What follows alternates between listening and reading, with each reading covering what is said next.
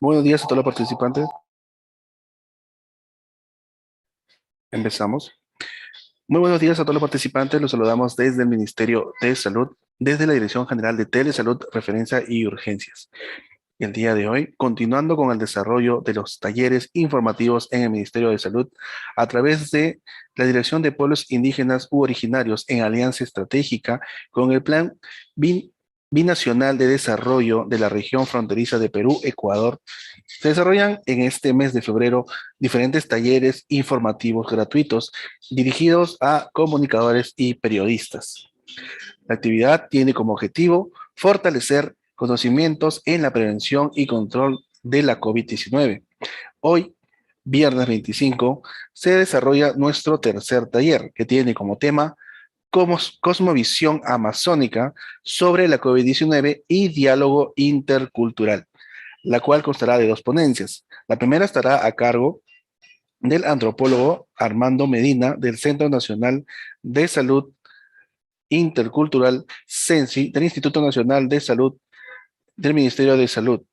Y también contaremos con la presencia del doctor Gualberto Segovia, director general del Centro Nacional de Salud Intercultural CENSI, quien expondrá el tema comunicación estratégica en salud pública y el diálogo intercultural en tiempos de pandemia. Y muy bien, pasamos con nuestro primer ponente, quien es el antropólogo Armando Medina, con el tema pluriculturalidad y COVID-19 en territorios amazónicos. Les recordamos a todos los participantes, por favor, si tienen alguna duda y o consulta, la pueden realizar mediante el chat a través de la plataforma Zoom y también por el canal de YouTube TeleIS Infosalud Minsa, en donde estamos transmitiendo en vivo. Muy bien, buenas tardes y adelante, estimado antropólogo Armando. Estamos atentos a su presentación. Muy amable, muchas gracias. Confírmeme, por favor, si logra ver mi diapositiva. ¿Logramos ver sus diapositivas? Falta que lo ponga en modo pantalla completa, por favor. Muy amable. En primer lugar, quiero agradecer a todos los organizadores de este evento y al equipo de Telesalud del Ministerio de Salud y a la dirección del Instituto Nacional de Salud, que viene también trabajando muy arduamente estos temas, a cargo del director general, doctor Gualberto Segovia. El día de hoy nos convoca una reunión muy importante para trabajar sobre algunos aspectos que nos inviten a entender qué cosa es nuestro país, cómo debemos entender nuestro país, cómo debemos abordar nuestro país. Naturalmente siempre se nos ha planteado que el Perú es pues un país no tan diverso, ¿no? Sino siempre en las estadísticas nos arrojan que somos una data que mayormente estamos aproximándonos ya a los 33 millones de peruanos, que estamos divididos en tres regiones del Perú, en la costa, en la sierra y en la selva. Pero también hay dentro de las normativas y dentro de los documentos y las políticas, encontramos que tenemos a poblaciones nativas para dirigirnos a las poblaciones que están básicamente en zonas amazónicas, y ahí tenemos que darle una connotación más de características étnicas. Por otro lado, tenemos a las poblaciones que se asientan en las áreas andinas, por decir en la zona sierra, ¿no? Donde mayormente estamos dándole una categorización política. Miren la diferencia que estamos utilizando en la Amazonía, poblaciones nativas para relacionarlo con categorías étnicas, y en las comunidades campesinas para darle connotaciones políticas y económicas fundamentalmente. Estas categorizaciones y estas diferencias se acentuaron o se dieron con mayor intensidad después del gobierno, conjuntamente con el gobierno de Juan Velasco Alvarado. Y la idea un poco era entender que en estas realidades geográficas existían poblaciones que tenían algunas características particulares en relación a sus costumbres, a su forma de comunicarse, a su forma de relacionarse, al manejo de la tierra. Y entonces encontramos algunos elementos que nos van dando sentido, que la manera de organizarse dentro de los diferentes espacios territoriales obedecen a características y contextos totalmente diferentes de una realidad a otra. Por eso es que nosotros vamos a darnos cuenta de que en las zonas andinas las cooperativas y todo el manejo del manejo comunal de las tierras siempre estuvieron pautadas o reguladas por ese trabajo muy primigenio, muy primitivo que estuvo relacionado a la colaboración y a la reciprocidad y a ese uno de los valores fundamentales que era el trabajo y la colaboración. Entonces, por un lado, era el manejo de la tierra en sí, pero estos también tenían connotaciones que estaban asociadas a aspectos culturales y simbólicos. Y a partir de ahí, empezamos a notar que las características de nuestro país ya no eran tan planas como se venía haciendo. Y digo esto con una cierta situación de desazón, porque vean ustedes, en el año 2017, o sea, hace apenas no más de 5 años, por primera vez el Instituto Nacional de Salud, una institución rectora en tema del registro de nuestra población peruana, por primera vez nos trata de hacer un mapa para entender realmente quiénes somos los peruanos. Y realmente nos arrojó unos datos extraordinarios, porque vean ustedes, comparen los anteriores mapas, miren ustedes, la comunidad nativa solamente vemos que están unas pequeñas manchas amarillas alrededor de la Amazonía. Las comunidades campesinas son pequeñas manchas que están en las zonas altoandinas y que abarcan hasta la zona costeña. Pero tan pronto nos transportamos a este mapa etnolingüístico que nos trae desde el Ministerio de Cultura, ¿no? Empezamos a notar que nuestro país es muy diverso, muy plural. Y entonces, cuando empezamos a darnos cuenta, ya nuestro país ya no tiene esas connotaciones de 33 millones de peruanos y que todos hablan el castellano y que, como dice la Constitución política, tienen por religión la religión católica y alguna otra religiones más. Sino ahora entendemos que la pluralidad de nuestras nacionalidades se extienden en todo nuestro territorio patrio. Sin embargo, vamos a darnos cuenta en este mapa, que es un mapa satelital, vemos que la mayor cantidad de diversidades de pueblos y etnias están en la zona de la Amazonía peruana. Esta característica es lo que nos va a dar un nuevo espectro para cómo trabajar y abordar el tema de la salud en nuestro país. Porque aquí ya no se trata solamente de controlar una enfermedad o de ir a aplicar una vacuna o tal vez llevar algún tratamiento para una determinada dolencia. Porque la salud y la enfermedad tienen connotaciones diferentes y que van a estar reconstruidas a partir de las representaciones sociales que nuestra población construye a partir del imaginario colectivo. Y entonces vamos a darnos cuenta que las enfermedades ya son el resultado no tanto de lo que puede ocurrir dentro de nuestro cuerpo, sino las enfermedades son o llegan por elementos externos. Y entonces empiezan a dar algunos elementos claves y entonces se dice que las enfermedades a veces nos llegan por los malos sueños, porque a veces algún maestro en una sesión de ayahuasca te está enviando dardos mágicos y que te provocan la enfermedad y si no te tratas a tiempo también te puede llegar la muerte. Mientras que por la otra orilla tenemos a nuestros equipos de salud luchando contra enfermedades, hoy contra el COVID, pero ayer luchábamos contra la anemia, contra el VIH, hemos estado luchando contra la fiebre amarilla, la hepatitis, que casi han diezmado mucho de nuestras poblaciones. Pero claro, ese es para el personal de salud, que está para un lado de la orilla, mientras que para la orilla del frente tenemos a ese gran complejo sistema de representaciones que van construyendo las poblaciones de todas estas nacionalidades, que solamente los voy a mencionar y que probablemente para muchos de ustedes es conocidos y para otros tal vez ni pronunciarlos lo van a poder, porque no nos han enseñado. Sin embargo, esta es parte de nuestra realidad. Estos son peruanos con los mismos derechos que la Constitución política nos ofrece a cualquier ciudadano. Por lo tanto, ellos tienen derecho a la educación, a la salud, tan igual como cualquiera de nosotros. Estas poblaciones son, por ejemplo, miren ustedes, los Achuar, los Arabela, los Aguajún, los Chamicuro, los Etseeja, los Iñapari, los Jíbaros, los Candoshi, los Cucama, Cucamiria, los Marinagua, los Matzés, los Murimurinay, los Nomatsigenga, los Quechuas, los Charanaguas, los Chihuilú, los Uro, los Yagua,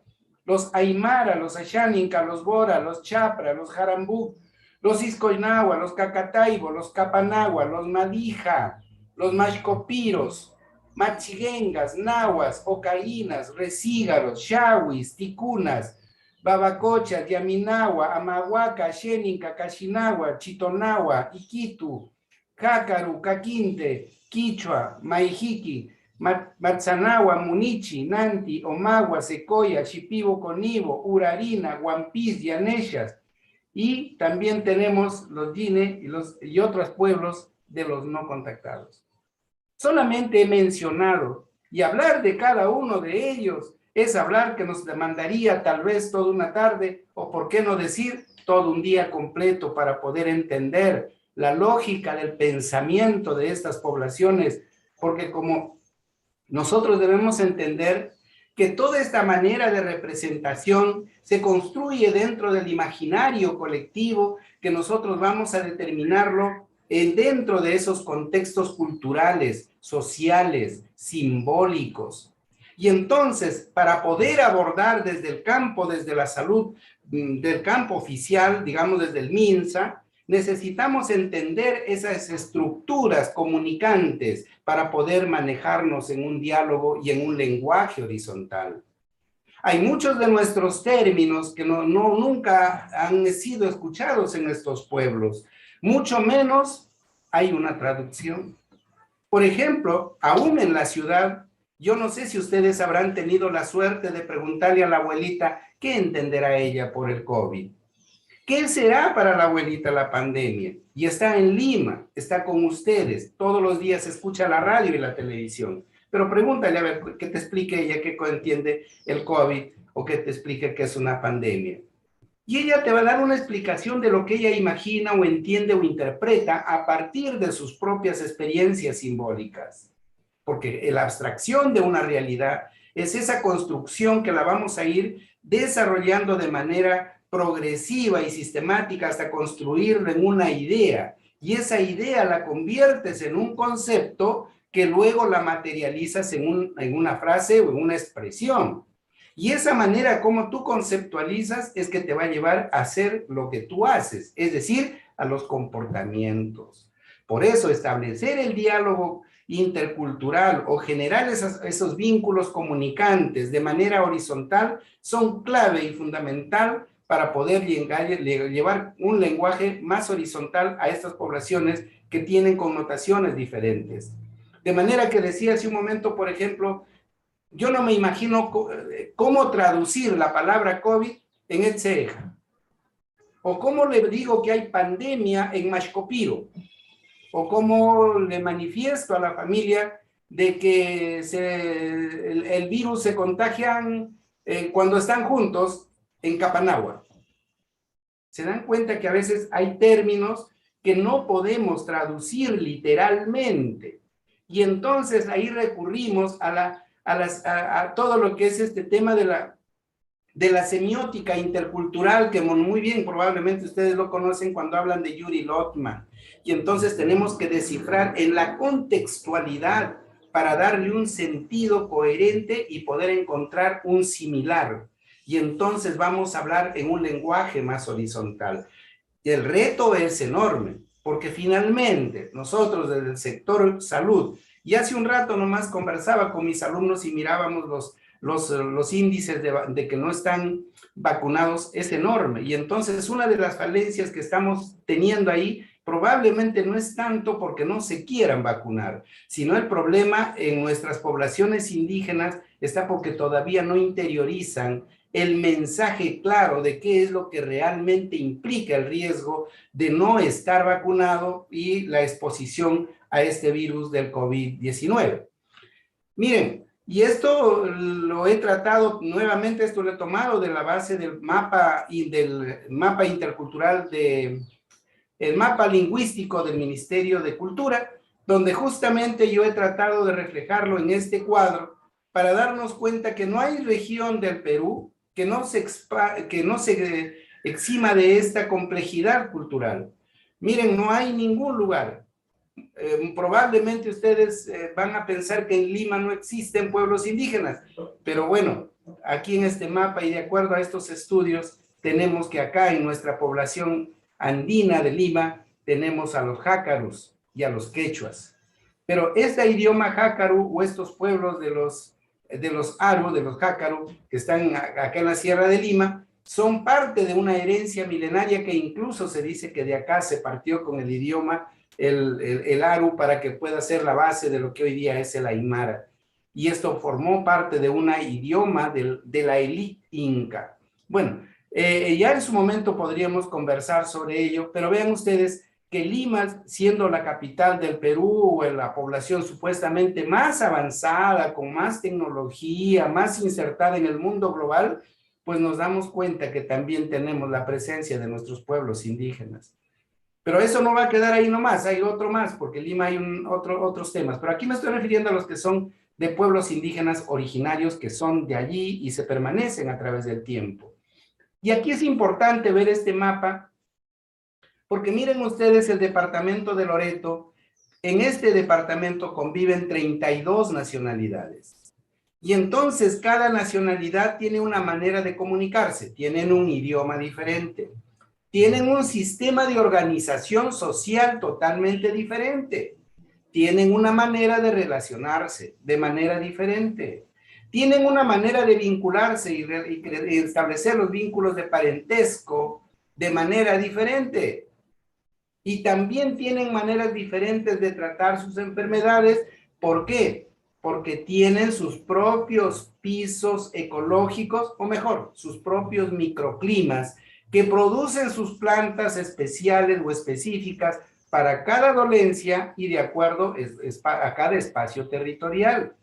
Es importante considerar que el territorio determina no solamente un clima cálido o un clima muy lluvioso o un clima muy húmedo. El espacio territorial determina el ámbito y el espacio donde se reproducen una serie de especies como son, por ejemplo, las plantas medicinales, los animales, porque también utilizan la grasa de algunos animales para los tratamientos de algunas dolencias.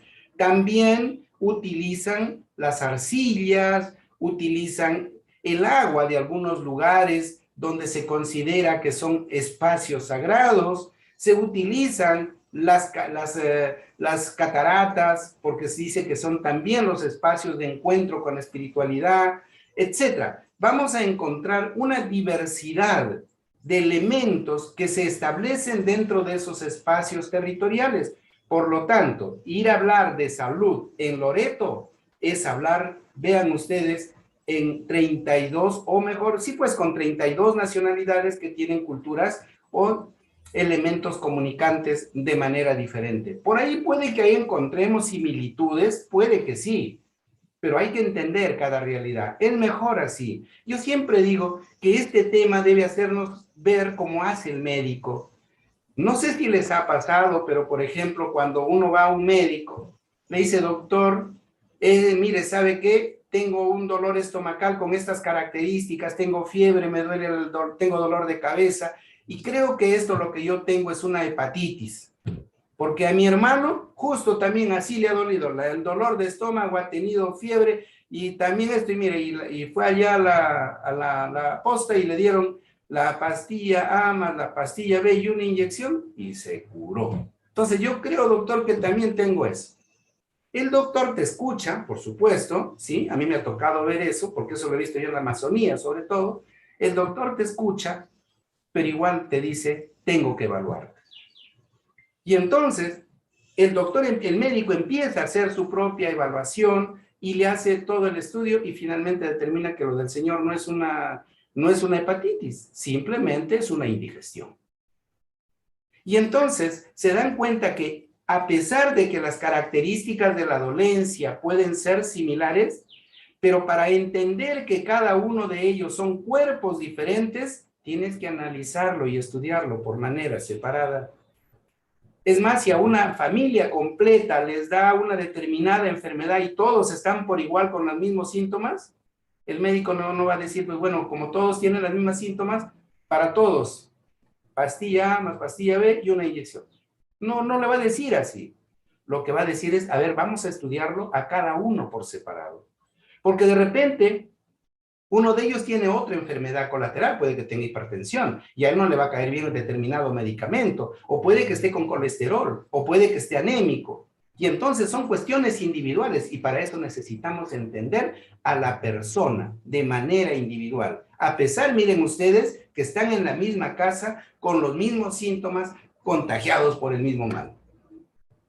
Bueno, esas cosas similares se tienen que aplicar cuando nosotros trabajamos en el campo social, cuando trabajamos en las comunidades. Nunca hay que asumir que porque en una comunidad te funcionó determinada estrategia o determinado elemento o determinada modelo de atención, quiere decir que eso mismo va a funcionar para las 32 nacionalidades. Hay que entenderlo así.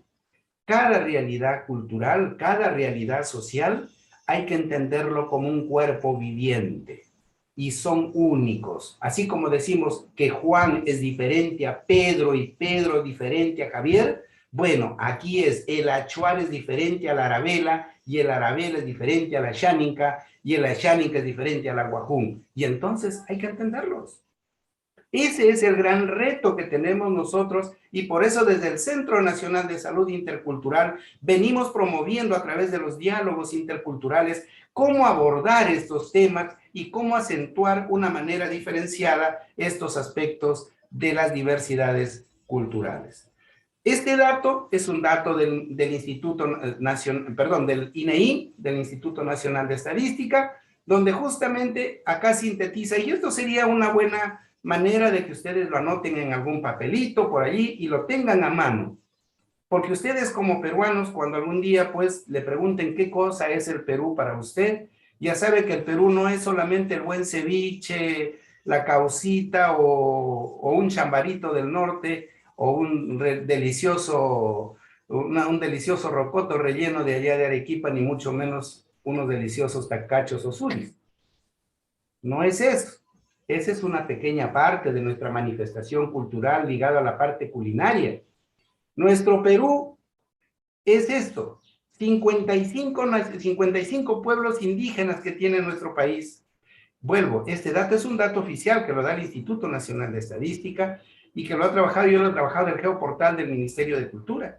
Y a su vez nos dicen que en el Perú se hablan 48 lenguas indígenas, 4 se hablan en la zona andina y 44 en la zona amazónica.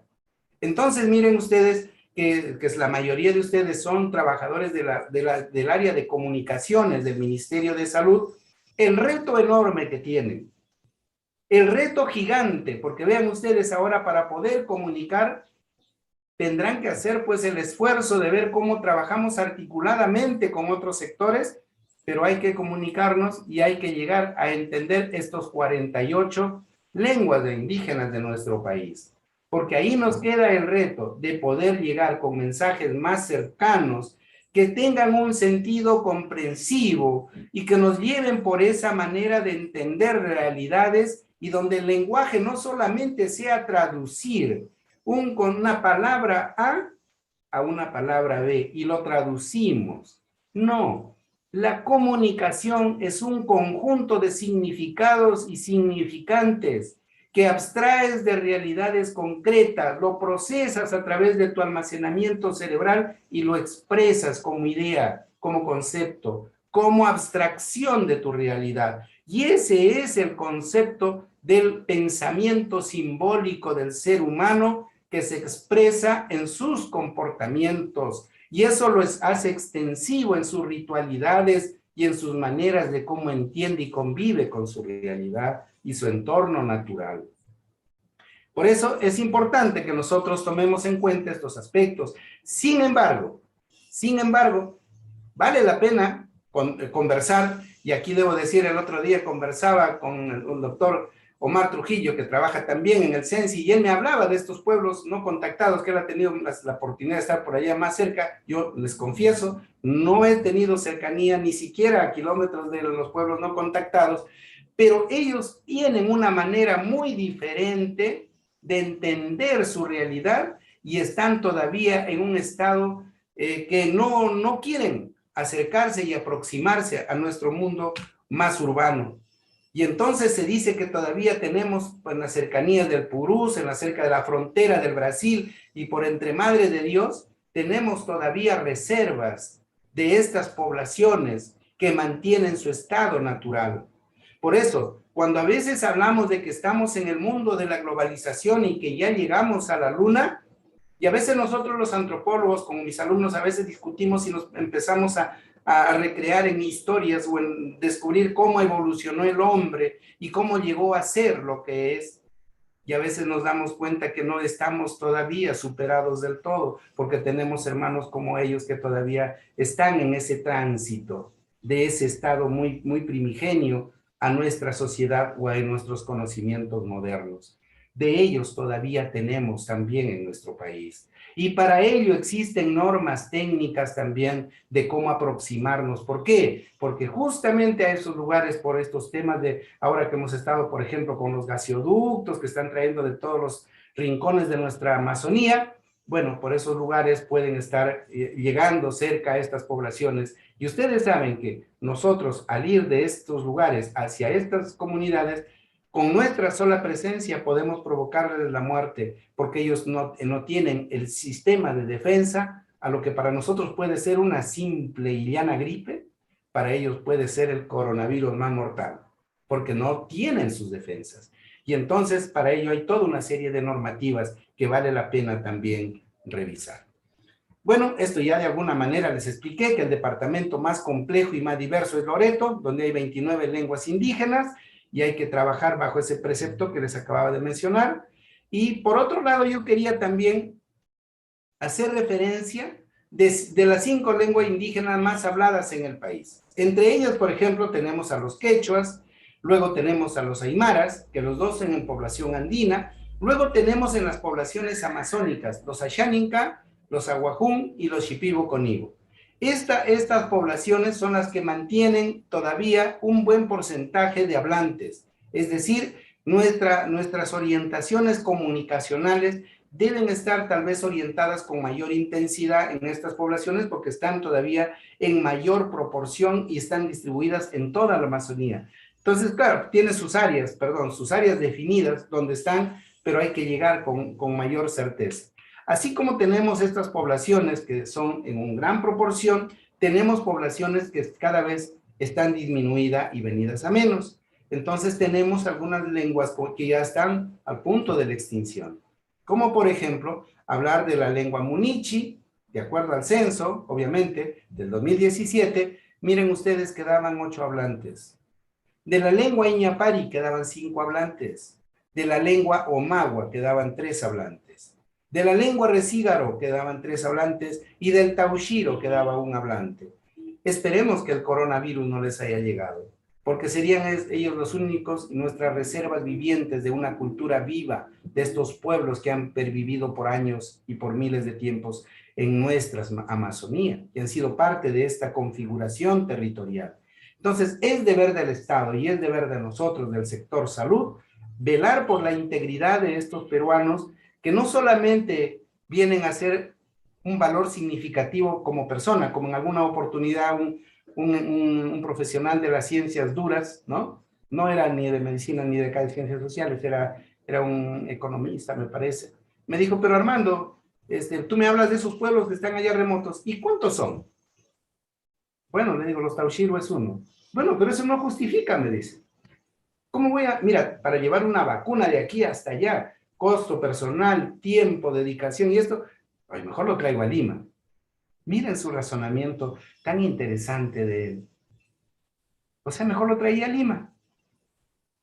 Bueno, yo no tuve que decirle mayor cosa, pero para que ustedes vean a veces cuando nuestra manera de reflexionar desde una visión occidental miramos en función costo-beneficio, claro, podría ser que estas personas, sumadas todas, no tienen mayor impacto en una salud pública del país, pero aquí no estamos yendo solamente por ese impacto de la salud pública, sino tenemos que darnos cuenta que estas poblaciones representan nuestra diversidad, representan nuestra cultura, representan nuestra identidad, son parte de nuestra historia, son parte de nuestro territorio y hay que respetar porque justamente nuestra pluralidad es una de las mayores valores que tenemos como país.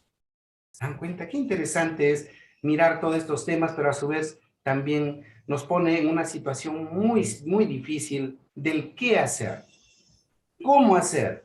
Ya, ese es el reto nuestro como profesionales. Frente a eso, sencillamente, pero antes para terminar esta diapositiva, yo quería comentarles que no vayan a pensar ustedes que solamente los indígenas están allá por la Amazonía o por la zona sierra, sino hay que entender que de acuerdo a los últimos censos, se pudo establecer que la mayor cantidad de población quechua-hablante estaban en la ciudad de Lima, y dentro de la ciudad de Lima estaban en San Juan del Lurigancho. Y entonces, ahí hay que darnos cuenta de que esa población está asentada como consecuencia de las oleadas migracionales que se dieron desde la década del 40, se fueron asentando en el 60 y ya por la década del 70 fue donde desbordaron pues la gran ciudad y ahí aparece un libro maravilloso de un antropólogo como fue el doctor José Matos Mar que nos habla del desborde popular y crisis del Estado, porque justamente empiezan a invadir todos los arenales periféricos de la ciudad de Lima y empiezan pues a crecer las grandes ciudades que hoy conocemos como Villa El Salvador, como Pachacútec, etcétera, San Juan del Lurigancho, El Agustino y tantos otros lugares que empezaron a desarrollarse. Y entonces empiezan a llegar con todo ese bagaje de la cultura y creo que eso dio como consecuencia que nuestros sistemas no tengan la competencia de abordarlo de una manera planificada y organizada, porque nunca se imaginaron que iba a venir gente de tanta diversidad a un territorio como Lima. Pero bueno, eso se dio y entonces hoy tenemos a población quechua hablante en mayor proporción en la ciudad de Lima. También tenemos la población, yo siempre digo a veces, Palacio de Gobierno, sales por la ventana posterior, miras al río Rímac y al frente del río, al costado del río Rímac, tienes a una población shipibo-conibo, que nosotros lo conocemos como Cantagallo. Ahí están poblaciones quechua hablantes, de los shipibos conibos. Y entonces toda esta población, cuando de alguna manera se enferma, obviamente que llegan a los hospitales de Lima, como es el 2 de Mayo, el Bravo Chico, Loaiza, etcétera, y todos los grandes hospitales. La gran pregunta es, cuando llegan a estos hospitales, ¿qué profesional estará entrenado en estas lenguas para poder entender con la calidad a un paciente? Porque cuando tú hablas de calidad, no solamente es colocar bien la inyección y dar el medicamento a tiempo. El trato humanizado, donde interactúas con la familia, con el paciente, con el entorno para hacer entender cuál es la causa del mal y sobre todo que él comprenda su situación. ¿Quién hace entender a esa familia? O es más, algunos vienen ¿cómo le llaman? Transferidos de otras regiones de la Amazonía. Ese es todo un reto que nos queda a nosotros para trabajar, para que nos haga sentir orgullosos de ser peruanos. Todavía nos queda mucho por hacer.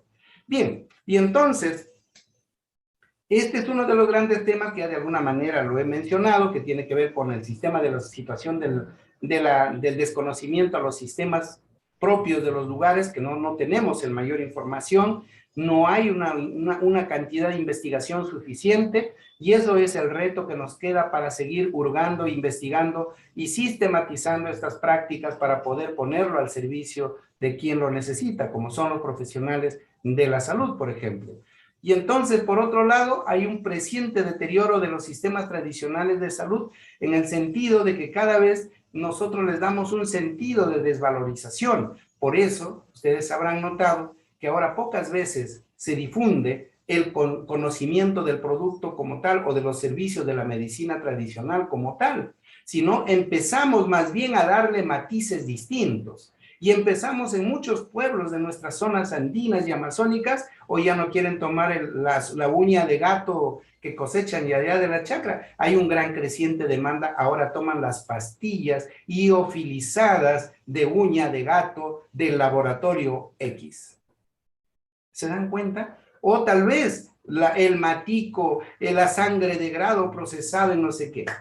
Es decir, entran con la industria farmacéutica a darle un valor agregado y entonces las demandas de estos productos empiezan a variar. Y entonces antes consumías la planta, la hierba, ibas al ritual, a la ceremonial, pero como ya estás en la era de la modernidad, entonces es más cómodo que compres los productos naturales que lo adquieres de algún laboratorio. Y se ha convertido en una industria floreciente. Y ustedes habrán visto y deben conocer más de un laboratorio que se han hecho, pues, de muchos soles al bolsillo, bajo este pretexto de que están llevando los productos naturales para que nuestra gente pueda curarse, cuando nosotros sabemos que estos pueblos por miles de años han consumido sus plantas en un estado natural que ellos mismos no han sabido cultivar. Por lo tanto, aquí debemos entender que cuando hablamos de la medicina, este es un aspecto importante, debemos entender primero que hablamos de la medicina como una institución social y estamos hablando, por ejemplo, de los hospitales, de los puestos de salud, de los centros de salud. Dentro de ellos tenemos también todo un sistema complejo de cómo se administra estos espacios como institución. Por otro lado, tenemos como una actividad profesional, porque esto lo ejercen los médicos, obstetrices, enfermeras, farmacéuticos, biólogos, etc. Es decir, se han especializado en el conocimiento de los tratamientos de los males. Y lo otro es que vienen a ser un conjunto de saberes. Ambos profesionales, tanto me refiero al personal formado en los ambientes académicos como los que vienen practicando desde su saber tradicional, tienen un cúmulo de experiencias y saberes. Por lo tanto, aquí es importante que nosotros nos demos cuenta que los recursos terapéuticos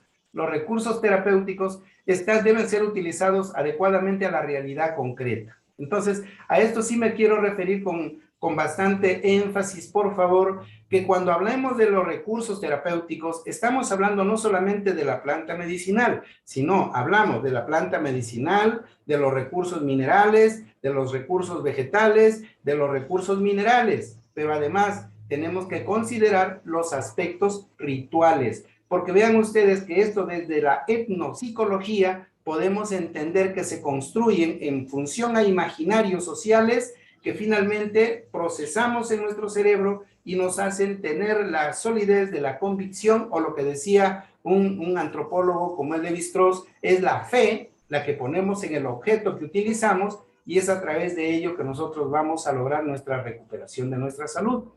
Por otro lado, tenemos que considerar los terapeutas tienen una formación diferenciada de acuerdo a su realidad cultural, es decir, no solamente hay que uniformizarlos a todos por igual, sino hay que verlos de manera diferente. Bueno, y hablé de los recursos terapéuticos, los espacios utilizados tienen sus propios criterios, ¿no? Una cosa en la Amazonía es muy importante tomar en cuenta, por ejemplo, el uso del espacio de las quebradas y sobre todo las cataratas, porque dice que cerca a ellas llega el espíritu de la ruta para poder transmitirte su saber y marcarte las rutas de tu destino. Entonces hay que saber utilizar estos espacios. Los árboles, hay algunos árboles como por ejemplo los renacos, que son árboles muy añosos, donde dice que a veces ahí viven los espíritus de nuestros ancestros y que si no los tratamos a su debido momento y a su debido tiempo, nos pueden traer la enfermedad y hasta la muerte. Entonces, para poder tratar los elementos terapéuticos de estas enfermedades que puedan tenerse, no solamente pasa por ponernos la mascarilla o lavarnos la mano, sino dentro de las comunidades y bajo estos criterios culturales están asociados al uso de artes, cantos, tambores, plegarias, oraciones y una serie muy compleja de simbolismos que te permiten ejecutar como acción terapéutica para convocar y provocar ciertas respuestas en el sujeto a partir de la invocación de estos elementos externos que nosotros le conocemos como el mundo espiritual. Por lo tanto, Yo aquí nada más, como a caso de ejemplo, he traído algunos elementos, por ejemplo, de la cultura aguajún. La cultura aguajún pertenece a la familia de los jíbaros, que se asientan en las áreas peruanas y ecuatorianas, que están en la frontera del nororiente del Perú. Pertenece a la etnia que ellos se autodenominan como Aents o gente, pero para nosotros del mundo occidental ya lo hemos más orientado como aguajún. Entonces ellos, por ejemplo, estamos hablando acá en el río Santiago, ¿no? Río Santiago, río Nieves, Cenepa, Condorcanqui, pero acá estamos todo este territorio. Encontramos, por ejemplo, que hay algunas maneras de cómo sistematizan ellos su sistema complejo de las atenciones de la salud y la enfermedad. Uno de ellos, por ejemplo, nos dice que la divinidad suprema, el máximo divinidad todopoderoso de esta realidad es el Arutam Wahuta, que es el espíritu de todos los bosques y de toda la naturaleza y de todos los espacios sagrados. Por lo tanto, esta habita en las cascadas en medio del bosque. Para poder encontrar ese acercamiento al Arutam Wahuta, hay que entrar en un proceso de dietas, hay que prevenirse de una serie de contactos con elementos que pueden neutralizar ese poder de conectividad con el Arutam, o por otro lado, tenemos que ponernos a notar que justamente el Arutam es el que te va a dar la visión para que tú puedas encaminar tu destino. Y entonces muchas personas dicen o indican que ellos hacen lo que han visto en su visión después de una sesión de ayahuasca. Por otro lado, tenemos a Etza. Etza es la deidad masculina que es generadora de vida y develadora de misterios. Etza en el idioma castellano es el sol. Nuncuy es la divinidad femenina que representa la tierra. Se dieron cuenta que nosotros acá siempre hablamos de la tierra y siempre hablamos de la Pachamama y nada más. Pero vean ustedes, aquí estamos hablando del Aguajún y en el Aguajún no existe la Pachamama. Lo que existe es Nuncuy. Y Nuncuy es la deidad femenina que representa la tierra y es la que provee los alimentos y dice que ella trajo la civilización a los pueblos Aguajún. Y ella enseñó a cómo deben cultivar. Y ella enseñó a cómo debes sembrar las chacras, cómo hacer las chacras. Y entonces Nuncuy era una bella mujer trabajadora. Y entonces por eso es que dice que las chacras mayormente deben ser administradas y cultivadas por las mujeres, porque entre mujercitas se pueden entender mejor. Es más, las arcillas, por ejemplo, en el mundo aguajún, no pueden hacer los hombres, sino lo tienen que hacer las mujeres. Nuevamente, porque están en una conectividad de la feminidad. La tierra, Nuncuy, mujer, y una mujer aguajún también puede elaborar mejores arcillas con estos elementos. El otro elemento, la otra divinidad de este mundo aguajún es Zunki. Zunki es el dueño de las aguas, del río y de todo lo que vive en él. Es la manifestación de la Arutam en la tierra, pero Zunki es el espíritu del agua. Y entonces Zunki está ahí, bajo las aguas de las que nos provee todos los peces para poder tener una buena alimentación. Pero como todo en la vida, no todos son buenos ni todos son malos, también existe un personaje medio no muy bueno, que es el Iwanch.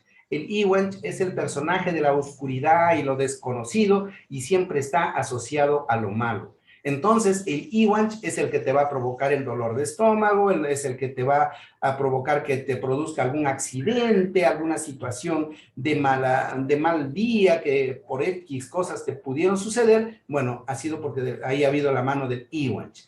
Pero también, miren ustedes, qué interesante es en este mundo aguajún cuando ellos me decían que acá nosotros tenemos una planta para poder pensar y nosotros siempre hemos sido personas muy inteligentes porque nosotros teníamos a Bikut y Bikut era el gran filósofo, un gran legendario, un personaje que un buen día se convirtió en un toé. Y el TOE hasta el día de hoy lo siguen utilizando para tratar, por ejemplo, fundamentalmente las fracturas. Y entonces yo nada más traía manera de ejemplo, porque de esto podemos dar otra charla específicamente sobre esto, pero para que vean nada más las divinidades complejas de cómo se articulan dentro de este pequeño mundo que es el mundo aguajún. Estos conocimientos se siguen manteniendo hasta el día de hoy, como por ejemplo estos del tema del parto vertical, donde vemos a una señora afianzándose en el muro para poder, una madera para poder dar a luz, cómo revisan la placenta y cómo lo entierran debajo de la cama.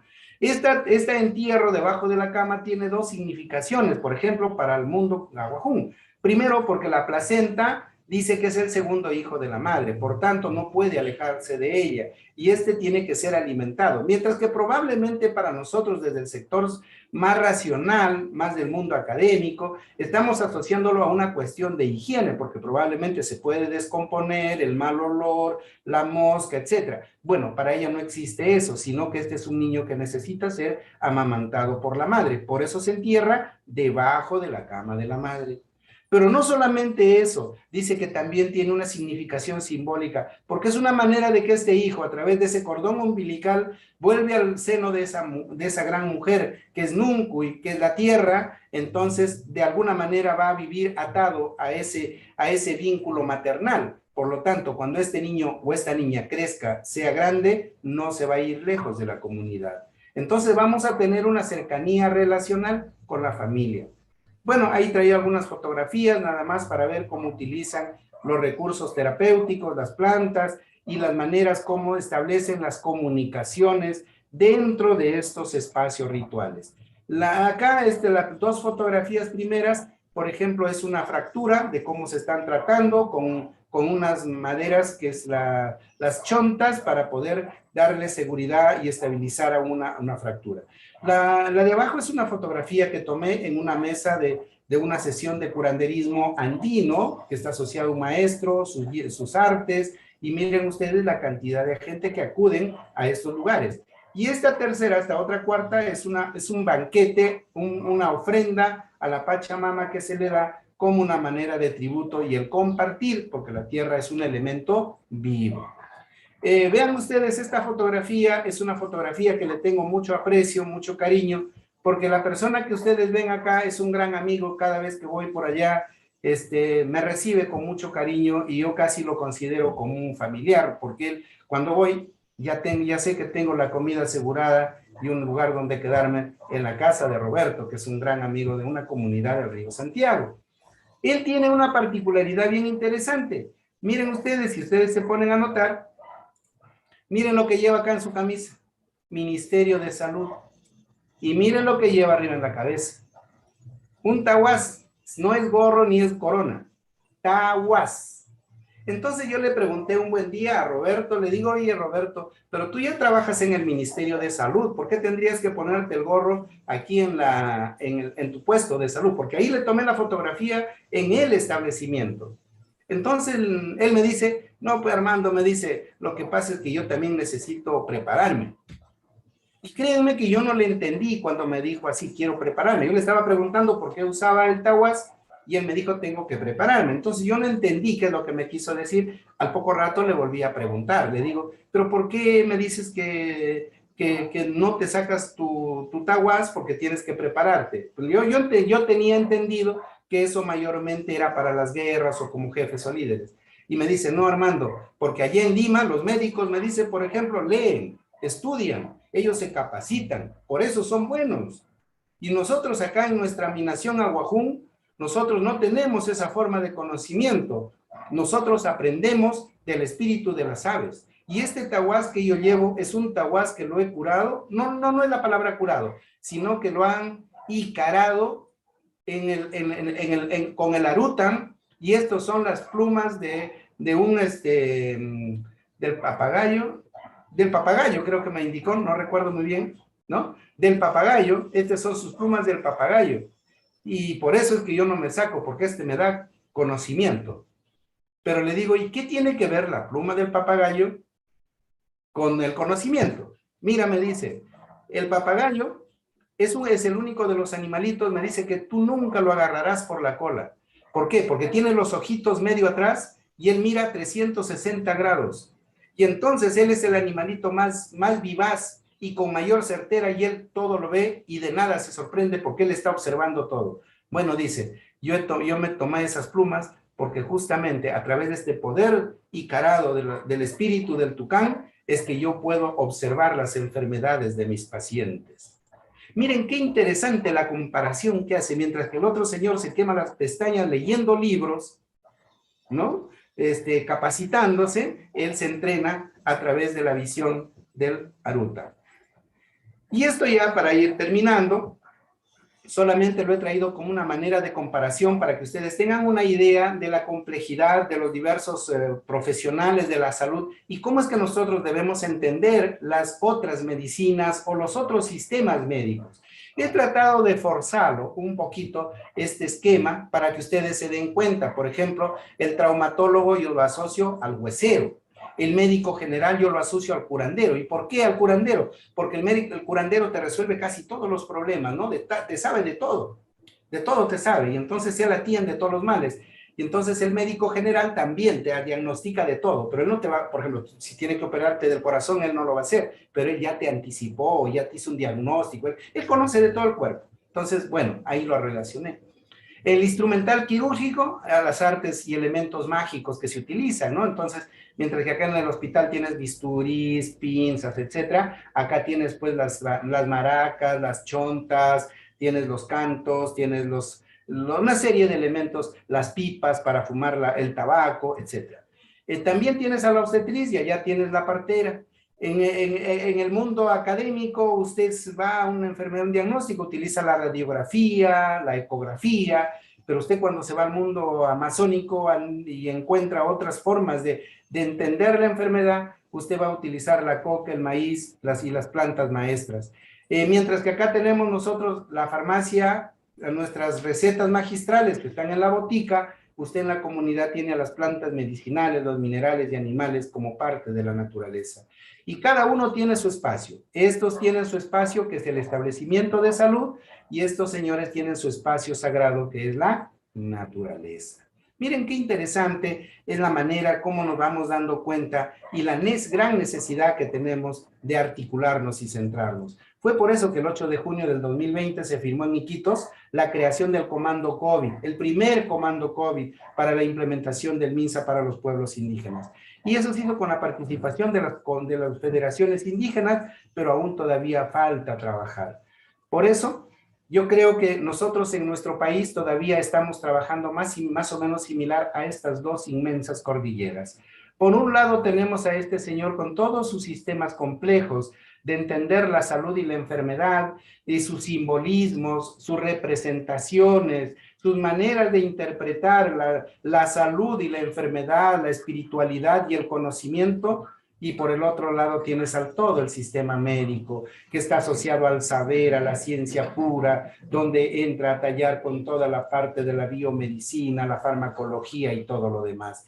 Pero al centro nos hay un gran abismo que nos separa, porque cada quien quiere prevalecer sobre el otro. Este dice que sabe más que el médico y el médico dice que sabe más que el curandero. Y entonces en ese tirante estamos desde hace más de 500 años. Y entonces quien está afectado es nuestra población. Por ello, para eso, necesitamos, ¿qué cosa? Construir un puente. Un puente que nos aproxime, un puente que nos articule, que nos haga sentir que podemos transitar de manera recíproca y el aprendizaje debe de ser de manera compartida. Y esa manera de compartir se le llama la interculturalidad, que es desde el Centro Nacional de Salud Intercultural que tratamos de promover para que esos espacios y esas brechas se acorten y más bien crear esos puntos de encuentro para hacer mucho más saludable y la población pueda tener su mejor aceptación.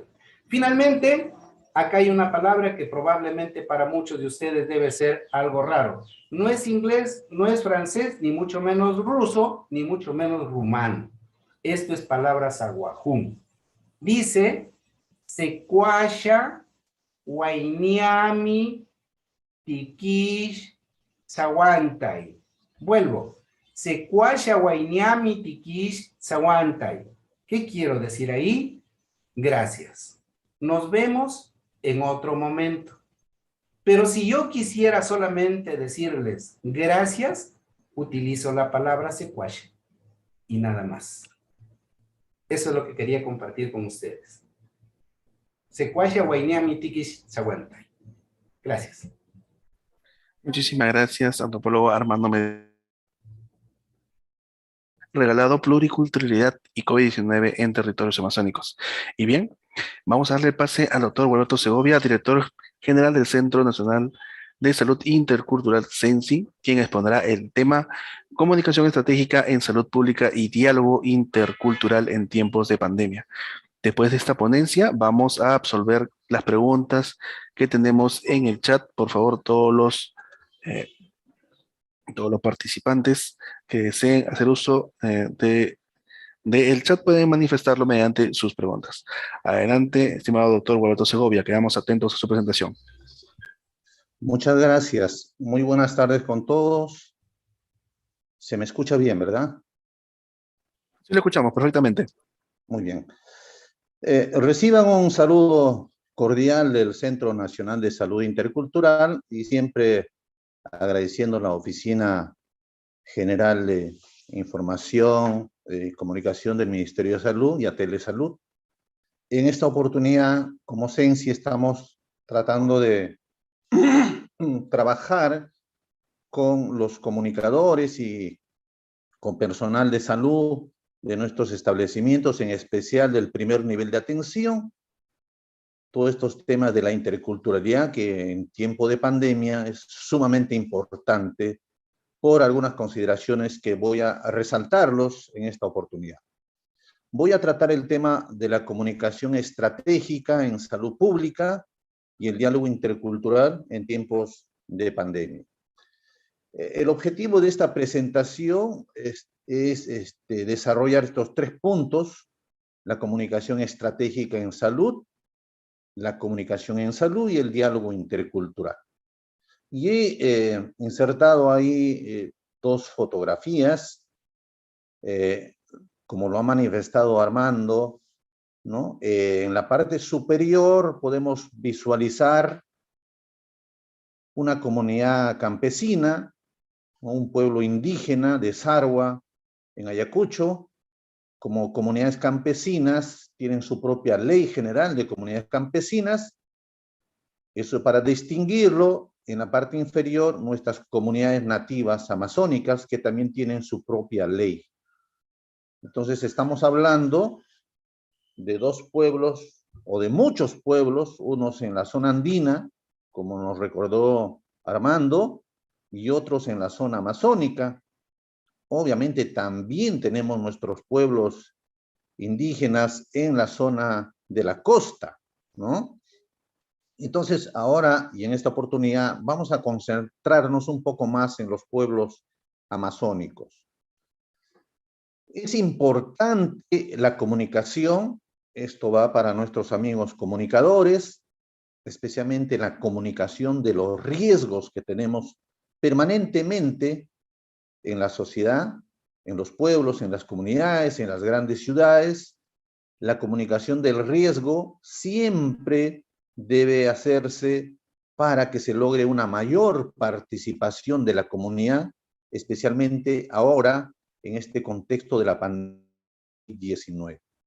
Y esta comunicación de los riesgos tiene que ser desarrollada estratégicamente, ¿no? Con pertinencia cultural.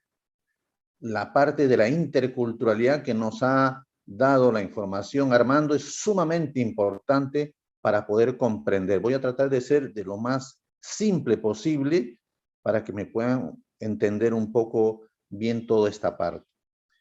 Todos hemos pasado y estamos pasando la pandemia por la COVID-19. Definitivamente es mucho más que un evento, que una pandemia. ¿Por qué? Porque ha afectado no solamente la salud de la población, sino ha traído como consecuencia toda una crisis socioeconómica y también una crisis de la información. Y la información o la mala información ha redundado definitivamente en la poca protección de nuestros pueblos andinos o amazónicos. Esta pandemia ha incidido en esos elementos que se les llaman los determinantes sociales de la salud para que se produzca más riesgo y más daño en la población. Por eso que la pandemia ha provocado un aumento de los niveles de pobreza nunca antes vista, especialmente en esta última década, y también un incremento terrible de la gran desigualdad y el empleo, según el informe de la CEPAL del año pasado. Y nos dice que en total las personas pobres han ascendido, se han incrementado a 209 millones de personas para el año, a finales del año 2020. ¿Esto qué significa? 20 millones más de gente que ha entrado a la situación de pobreza, 22 millones más de personas. O sea, hablamos de una situación pandémica que afecta a los factores que determinan un mejor bienestar, una mejor salud y los vuelve más pobres en sí. Pero también estamos viendo, y esto es como una crisis de la información, que hay problemas serios en la aceptación de la vacuna. Y ahí he puesto en el cuadro, si logran ver ahí, este es de hace 2 días, de la fuente del Reunis, que tiene información actualizada de cómo va la vacunación en nuestro país, del Ministerio de Salud. Ahí están las regiones, casi todas en rojo. He filtrado en la parte inferior a mi nivel de 3 dosis, que ahora es la, digamos, la denominación. Con 3 dosis llamamos protegido a la persona. Y entonces, con 3 dosis en forma general, uno llega a 10% o 10.4, o sea, de 100 personas, 10 estarían protegidos, y así, como ven ustedes en el listado de este cuadro que muestro a continuación. Y eso es, digamos, un problema serio que nuestros pueblos, en este caso aymaras, quechuas, Madre de Dios, zona amazónica, en Ayacucho también hay zona amazónica, hay zona quechua, Loreto, Ucayali, ni hablar, toda nuestra zona amazónica. Esta es, digamos, la cantidad, el porcentaje de protegidos hasta hace 2 días atrás. Si a este cuadro nosotros mostramos, ya no por regiones, sino hago un clic en distritos, vamos a ver este cuadro que casi todos están en rojo. Y vamos a ver en la parte inferior, aquí dice Condorcanqui, y pueden ver ustedes, aquí ya les he puesto con 2 dosis. O sea, con 2 dosis en forma general, ¿no? Nieva estaría con un 18%, San Río Santiago 15%, el CENEPA con 14%, pero acá hay otros, en el DATEN, por ejemplo, 8, o sea, de 100, 8 están protegidos, y así la cantidad de datos que ustedes pueden visualizar. ¿Qué quiere decir este cuadro? Que tenemos población desprotegida. ¿Y qué población? La población amazónica nativa, ¿no? De los diferentes pueblos que Armando nos ha mostrado en los mapas. Entonces, son pueblos vulnerables, son pueblos que han entrado en una situación desigual, son pueblos que tienen el efecto de la pobreza y la extrema pobreza, y encima son pueblos que están desprotegidos por la vacuna contra la COVID-19. Y ahí tenemos que enfatizar el tema de la desinformación y las noticias falsas que se han incrementado en estos últimos meses, ¿no es cierto?, a través de los diferentes medios de comunicación, especialmente las redes sociales, el Internet. Los jóvenes, adultos, indígenas, amazónicos, tienen por costumbre siempre de ir a la capital del distrito, a las provincias y luego regresar a sus comunidades, y siempre regresan con la noticia de las redes sociales, del Internet, etcétera, pero lamentablemente son noticias falsas, noticias erradas. Eso la OMS lo ha llamado la infodemia. Y la infodemia es esa práctica que se difunde noticias falsas o maliciosas sobre la pandemia y que aumentan el pánico y la angustia en las sociedades. Entonces, ¿qué está generando todo esto? Está generando actas como esta que he puesto ahí, un recorte de un acta de un pueblo, de una comunidad nativa. Este es el distrito de Pastaza, donde ellos rechazan la vacuna. Firman todos esta acta y le dicen a la DIRES, a la red, no me vacunes. ¿Por qué? Por temor de su vida y de su familia. Miren la información errónea que tienen estos pueblos que les ha llegado a tomar la decisión de no aceptar la vacuna. Y nosotros, ¿qué tenemos que hacer? Hacer seguramente estrategias comunicacionales, ¿no? Para poder llegar, comunicarnos mejor con los pueblos indígenas, nativos, amazónicos y andinos también, por supuesto, ¿no? Estoy poniendo el énfasis en la parte amazónica y tratar con ellos de entablar un diálogo, de entablar una empatía basado siempre en el respeto al otro, en el respeto a estos pueblos originarios.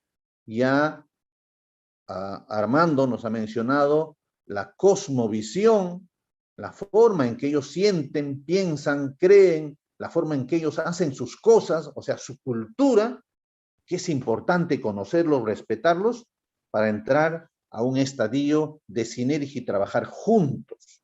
Por ahora, tenemos una gran desconfianza unos con otros. Y como decía Armando, hay que ponerle ese puente de estrechar lazos seguros, firmes, para poder mejorar nuestro desempeño en la vacunación en estos pueblos.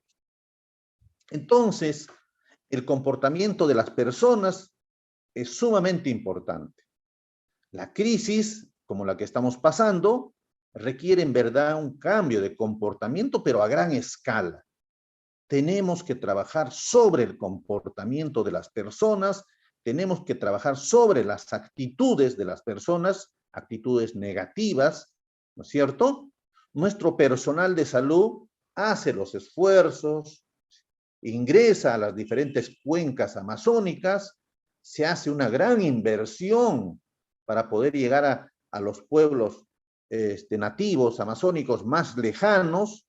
Ya no entramos solamente promocionando la vacuna, porque muchos de estas brigadas que han ingresado ofreciendo solamente vacuna han salido de las comunidades sin vacunar a ninguna comunidad. Entonces, ahora la estrategia es entrar como unas campañas de atención integral. Atendemos a todas las etapas de vida y tenemos también el servicio de vacuna, de inmunización. O sea, es otra estrategia. Pero eso hay que ir mejorando cada vez más. Por lo tanto, necesitamos urgente un cambio en la estrategia comunicacional. Y aquí los comunicadores nos tienen que ayudar, ¿no es cierto? Y tenemos que hacer ese quiebre, ese cambio necesario para trabajar sobre el comportamiento de las personas. ¿Y cómo cambiar estas noticias falsas? ¿Cómo cambiar esto que está en comillas, que es lo que opinan muchos de nuestros entrevistados en los estudios, en las encuestas que nosotros como Centro Nacional de Salud Intercultural realizamos? ¿Cómo cambiar de que la vacuna, dicen unos, que en 2 o 3 años me va a convertir en un zombie o me voy a morir? ¿Cómo cambiar de que esto es un castigo por nuestro mal comportamiento? De que los científicos han inventado este virus para matar más personas. ¿Cómo cambiar este tipo de apreciaciones, ¿no es cierto?, de nuestros pueblos amazónicos o andinos? Existe, ¿no es cierto?, mucha, digamos, comunicación a través de las redes sociales. Usan, estas encuestas de comunidades nativas, ¿no?, usan el WhatsApp, ellos pueden usar el Facebook, el Twitter, Instagram, etcétera, ¿no? Entonces, la red sanitaria y su participación en la contención de estas noticias falsas es una gran prioridad. Tenemos que dar una respuesta con mayor pertinencia cultural. Pero si damos este tipo de respuestas comunicacionales, ¿no?, le decimos que este es un fake news, ¿no?, en inglés incluso, acude a fuentes oficiales, contrasta la información que tienes, el periodismo especializado tenemos en fake news, ante la duda no compartas. Este tipo de comunicación será importante para poder, digamos, trabajar sobre este tipo de percepciones que tienen muchos pueblos amazónicos. Definitivamente no. tenemos que trabajar mucho lo que es la pertinencia cultural, ¿no? El enfoque intercultural en nuestras comunicaciones. Entonces, la cosmovisión amazónica es realmente importante, señores comunicadores, comprenderlos. Creo que todos somos comunicadores. El médico hace comunicación, la enfermera, la obstetriz, ese equipo multidisciplinario hace comunicación. Y si tenemos un profesional de la ciencia de la comunicación, mejor aún, debemos tener, digamos, una mejor intervención, digamos, con un efecto mayor. Pero entonces tenemos que entender esta cosmovisión amazónica. Y esta es una definición que hacían los mismos miembros de las comunidades indígenas. Y nos decían, ellos mismos, en nuestra cosmovisión, los occidentales, o sea, nosotros, hemos parcelado, dicen ellos, la realidad entre seres vivos y seres inertes. O sea, lo hemos separado. Y suponen que las montañas o las cosas no tienen vida. Nosotros, dicen los amazónicos, no lo hemos parcelado. Nosotros seguimos creyendo que todo el universo tiene vida y participa activamente en los procesos sociales de ellos. O sea, tiene una idea holística, integral de su mundo. Los occidentales también han separado a la naturaleza y le llaman recursos naturales, mientras que nosotros nos consideramos parte de ella, de la naturaleza. Nosotros reconocemos esta manera de pensar el mundo como un pensamiento holístico e integral. Fíjense esa forma, esa cosmovisión, esa manera de pensar, ¿no es cierto? Esa manera de sentir, de hacer las cosas de nuestros pueblos y nuestros compatriotas amazónicos. Eso hay que comprenderlo para entrar en esto de la comunicación estratégica en salud. La elaboración de un plan comunicacional para el intramuro o para lo interno de nuestras instituciones y para lo externo, ¿no es cierto? Este plan comunicacional o plan de acción tiene que elaborarse definitivamente respondiendo a las necesidades y situaciones de riesgo de la salud, en este caso del pueblo amazónico o de los pueblos amazónicos. Esta comunicación estratégica en salud tiene que partir con la idea de promover e impulsar acciones comunitarias para la salud, que debe estar dirigida a generar, obviamente, mejores estilos de vida en la población amazónica. Tenemos que llegar a la persona, a la familia, a su comunidad, ¿no? Entonces, el Ministerio de Salud, ya hace mucho tiempo, elaboró este material que cuenta con los famosos 10 pasos para elaborar un plan comunicacional. Y seguramente muchos de ustedes lo entienden perfectamente.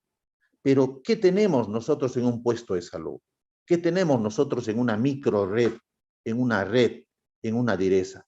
Probablemente en la direza tengamos un equipo más fortalecido, con profesionales y técnicos de la comunicación, ¿no es cierto? Donde podemos sí desarrollar estos 10 puntos claves.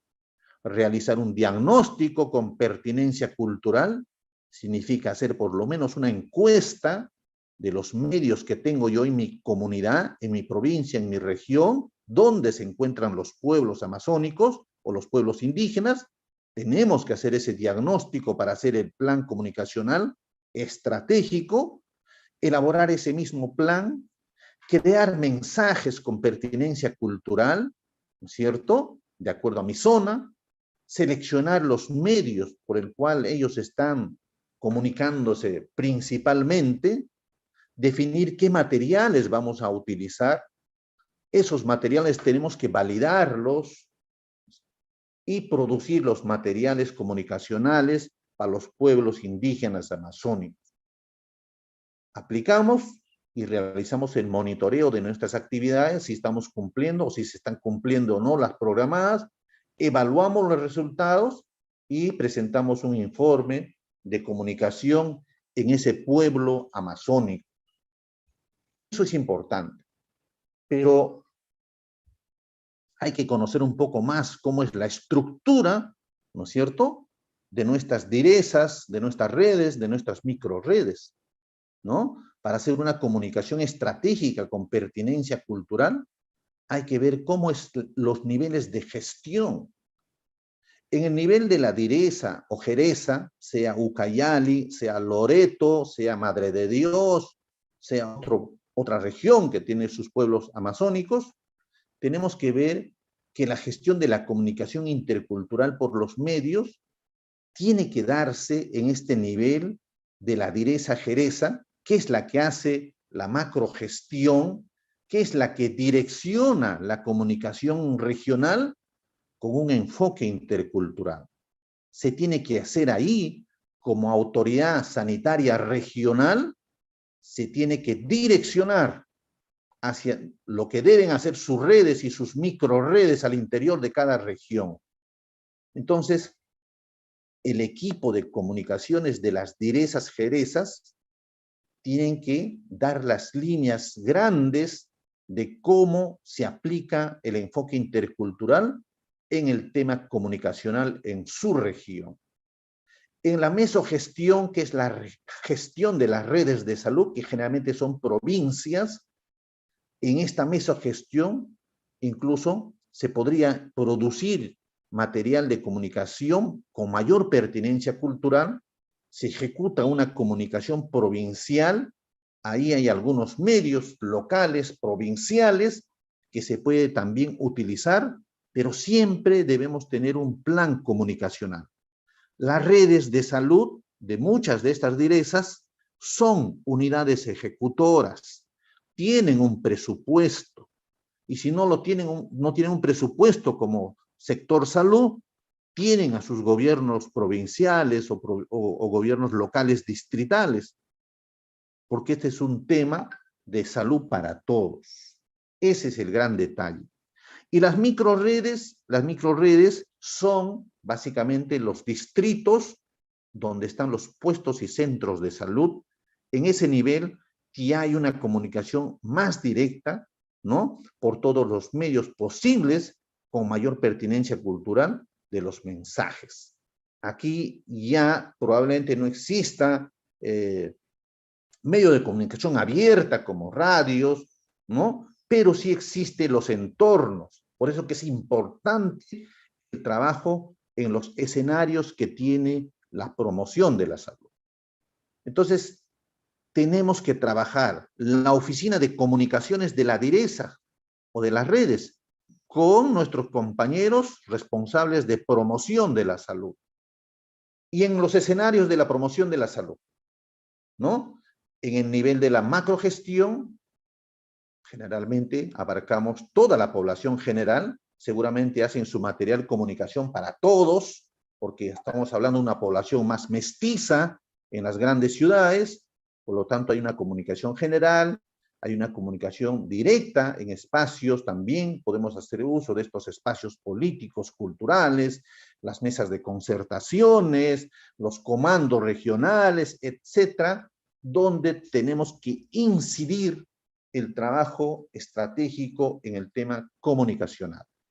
Y en las provincias y redes, las poblaciones que son también mestizas, con población nativa, debemos también trabajar en los entornos con una comunicación más directa. Aquí está también los diálogos interculturales, en las mesas de trabajo provinciales, también en la parte de la microred, en los distritos, tenemos que trabajar con las poblaciones nativas mismas. Mira cómo se va, digamos, cambiando, digamos, la metodología. Acá ya son reuniones permanentes, directas, y aquí están los diálogos interculturales con la población nativa misma, donde debemos trabajar y obviamente conocer la metodología del diálogo intercultural en salud. Este es un gráfico importante que nos ubica, ¿no?, y nos va a permitir, digamos, trabajar en los diferentes niveles de gestión. Hay medios disponibles seguramente en los diferentes niveles de gestión. Eso es importante conocerlos, tener el diagnóstico de qué medios disponibles tenemos en las provincias, distritos, porque ahí están nuestros pueblos originarios. Tenemos que conocer que estos escenarios en mi distrito son importantísimos. Ahora tenemos que trabajar con mayor intensidad. No se olviden que el tema comunicacional y educación de la salud van juntos y es una estrategia de este modelo de abordaje de la promoción de la salud. Aquí está la comunicación y la educación. Esta es una lámina del Ministerio de Salud y estos son los escenarios donde tenemos que trabajar. A ver, yo estoy en Nieva. En Nieva seguramente tengo escuelas, ¿no es cierto? Y tengo otros entornos donde yo puedo trabajar comunicación en estos espacios que se puedan generar. Ahí debemos promover con mayor intensidad, ¿no?, el diálogo intercultural, dar más información, comunicarnos mejor, ¿no? Ahora tenemos pendiente un trabajo con los docentes de las escuelas, colegios en todas las zonas amazónicas y estamos ya planificando para tener una capacitación en estos temas de aceptación de la vacuna en nuestros pueblos andinos y amazónicos, ahora que va a haber un retorno a las clases. Aprovechar este espacio como un espacio sumamente importante. Y también estaremos también trabajando con los otros socios como el MIRIS, que tiene pensión 65, etcétera, para mejorar nuestra comunicación en temas de aceptación de vacunas. ¿Qué medios disponemos para una comunicación eficaz? Ya nuestros pueblos nativos tienen acceso a el celular, tienen acceso a la televisión, etc. Nosotros en el CENSI hicimos una encuesta el año pasado en Madre de Dios y captamos 273 personas nativas. Ellas, aquí están de los pueblos de origen, de donde son ellos: Jines, Arambut, Amaracaí, Ashaninka, Matsiguenga, y a ellos le hemos hecho una encuesta y le preguntamos con qué medios de comunicación cuenta para informarse sobre la pandemia por la COVID-19. Y ellos nos decían, casi el 100% decía televisión, internet o redes sociales y la radio. Estos son los tres medios que nuestros nativos, en este caso de Madre de Dios, hacen bastante uso, ¿no? Entonces, es por estos medios que hay que llegar también a ellos, ¿no es cierto? Empezar a hacer estrategias para poder comunicarnos mejor con estas poblaciones. Entonces, ¿qué es la comunicación en salud? En suma, es todo un paquete, es toda una estrategia que permite informar al público en general y especialmente a nuestros pueblos amazónicos ahora sobre asuntos de su salud y promover estos estilos de vida saludable. ¿Cuáles son esos estilos de vida saludable? Que acepten la vacuna, que se laven la mano, el distanciamiento físico, el uso de mascarillas, etcétera, etcétera, etcétera. Eso es muy importante. Los estilos de vida no se forman tan fácilmente. Hay que tener una persistencia en todos los días, todas las semanas, todos los años, para que nuestra población tenga mejores estilos de vida.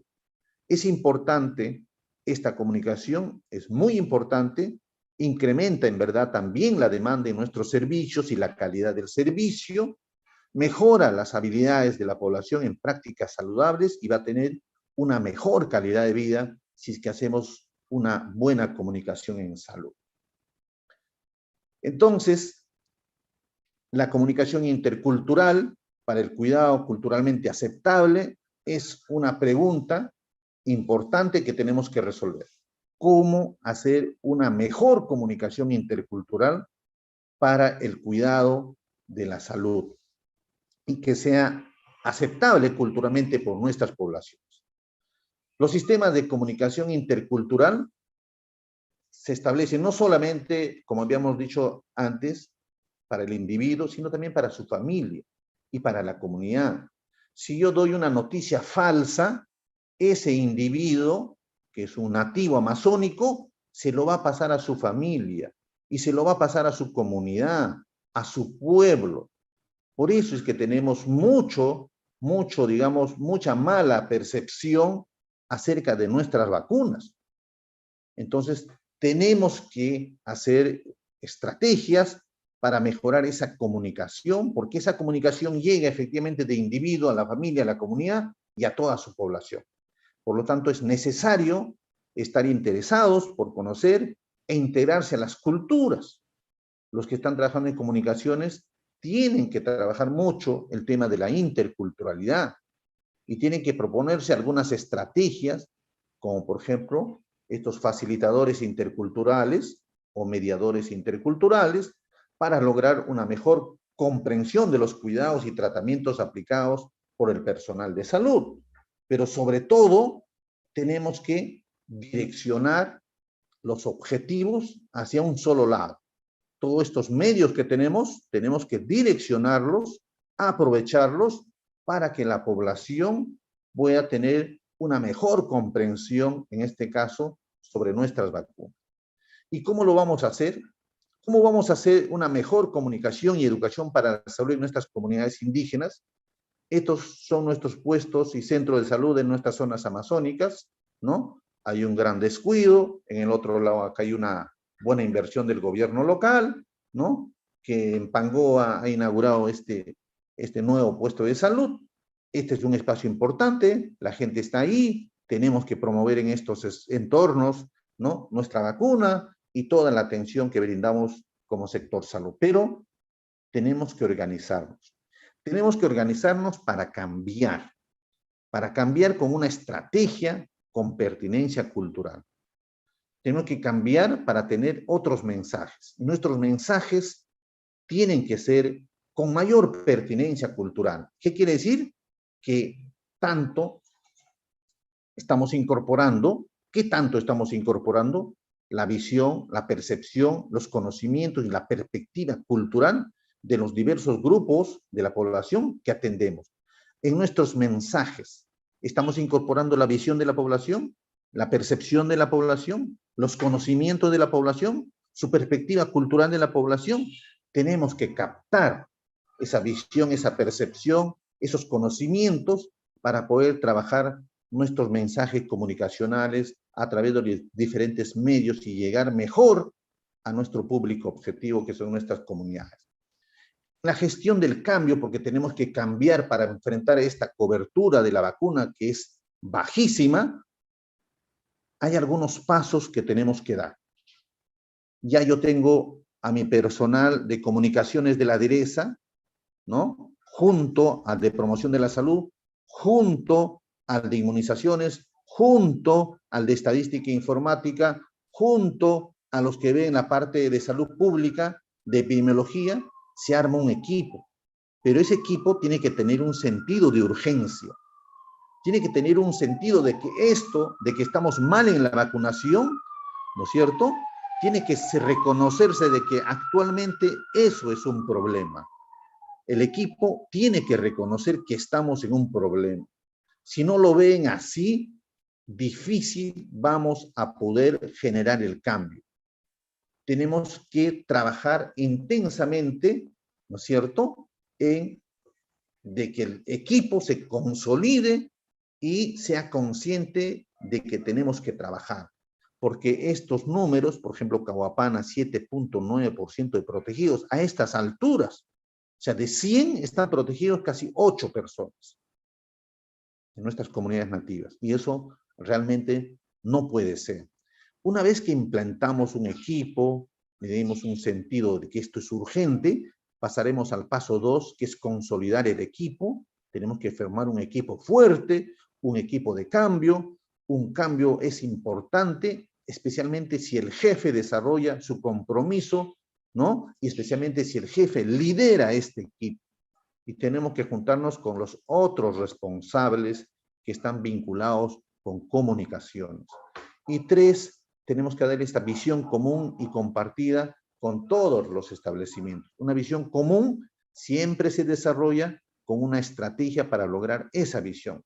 Por ejemplo, difundir la vacunación en las comunidades nativas para mejorar las coberturas y salvar vidas. Pero hay que trabajar esa visión común que nuestro personal y la gente de la comunidad se empodere, ¿no es cierto? Que hagan suyo la propuesta de cambio para lograr mejoras. Y entonces el plan comunicacional con enfoque intercultural o con pertinencia cultural va a ser más desarrollado por ustedes.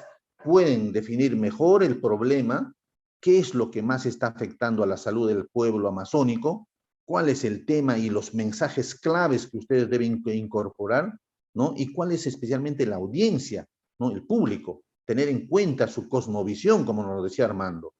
Entraremos a hacer una planificación a través de qué canales de comunicación vamos a llevar el mensaje, incluso cuáles son los indicadores que nos vamos a medir, ¿no? Y su implementación, en cuánto tiempo lo vamos a hacer y la evaluación necesaria que tenemos que realizar. Eso en una forma sencilla, creo que puede hacerlo una microred y un centro de salud, que puede ser un 1.3 o un 1.4. La idea, vuelvo a repetir, es formar este equipo de trabajo, un equipo de trabajo fuerte. Cuando son fuertes, superan los problemas que van identificando. Y el líder tiene que tener la capacidad para generar estos espacios y lograr una comunicación más efectiva. Entonces, tenemos que promocionar más la salud. Con más comunicación, la promoción de la salud va a proporcionar la información adecuada y las herramientas necesarias para mejorar los conocimientos, las habilidades y las competencias para una vida más saludable de las personas.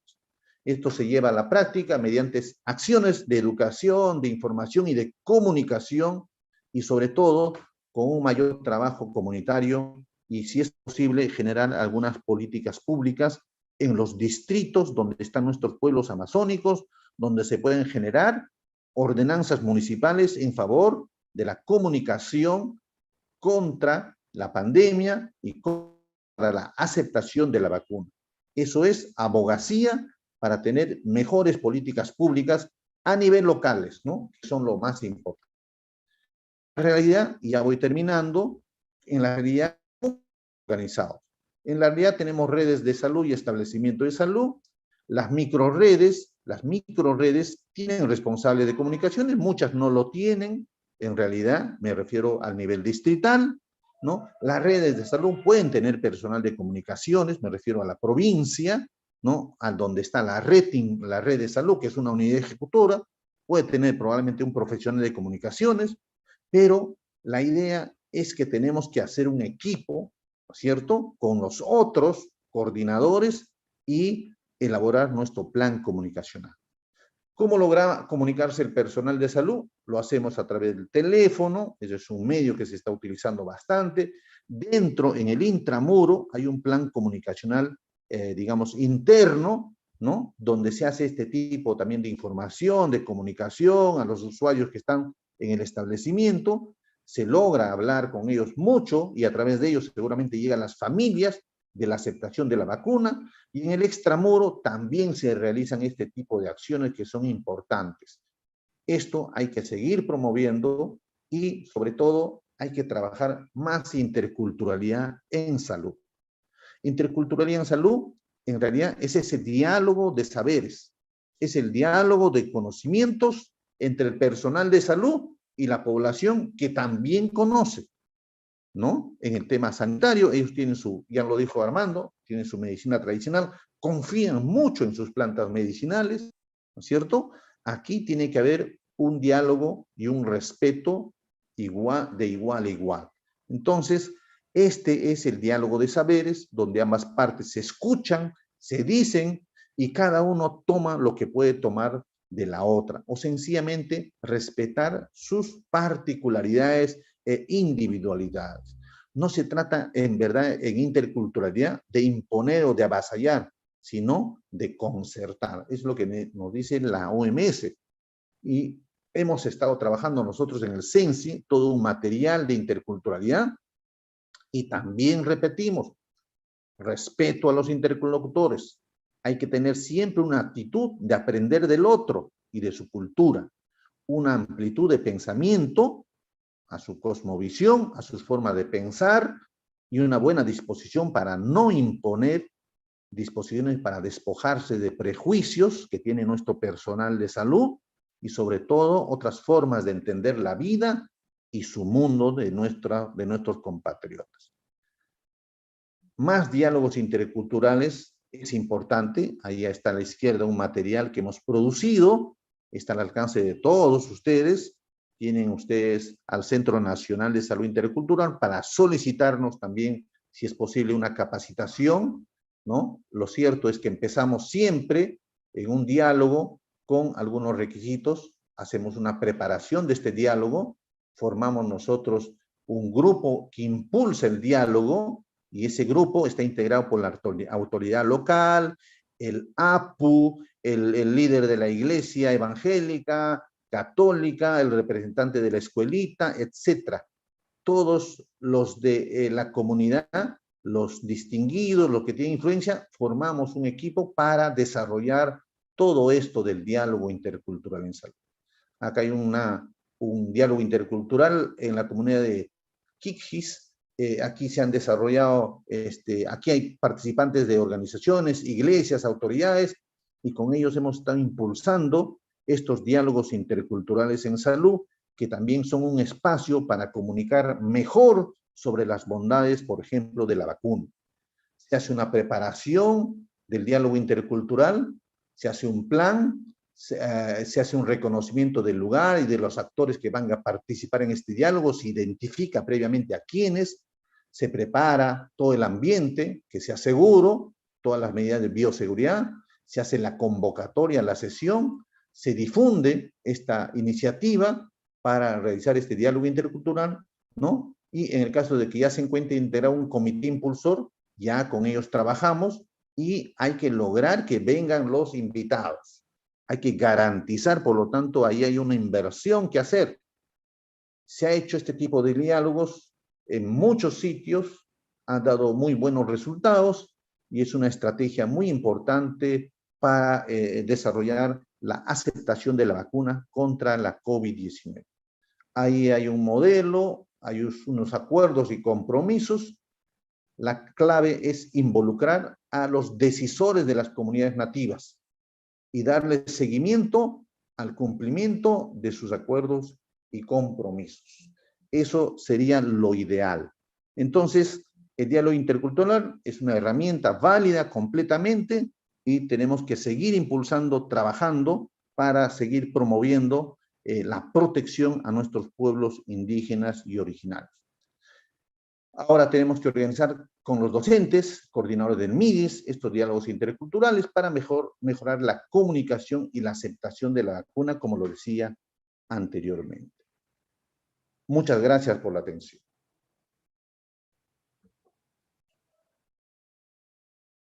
Muy bien, muchísimas gracias, doctor Alberto. Doctor Alberto Segovia. Bien, pasamos a las preguntas que tenemos mediante el chat, agradeciendo a todos los participantes que el día de hoy se están conectando. Primera pregunta que nos llega a nuestro mensaje de chat dice así: ¿qué está realizando el Ministerio de Salud por llegar con la información correcta a las poblaciones más alejadas de la capital?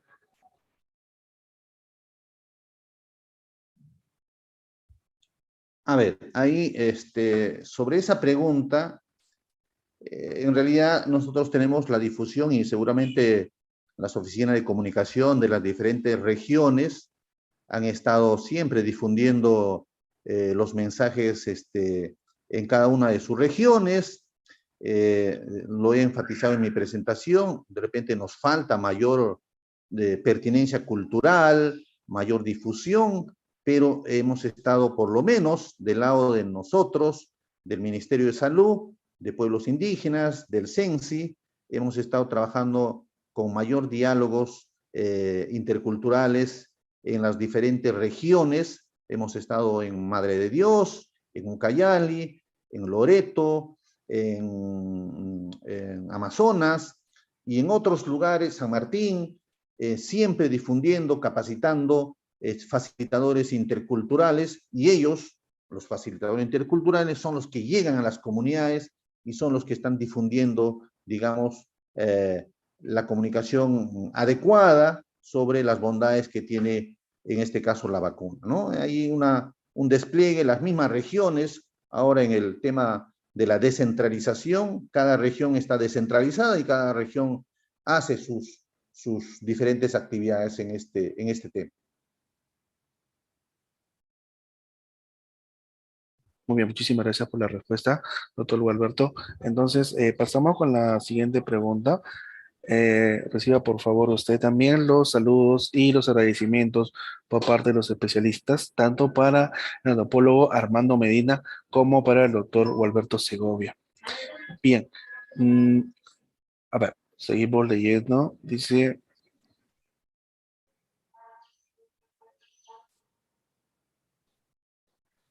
A ver, esta pregunta va un poco va más para el doctor Armando Menida. Doctor Armando Menida, cómo podríamos informar correctamente a a la población más alejada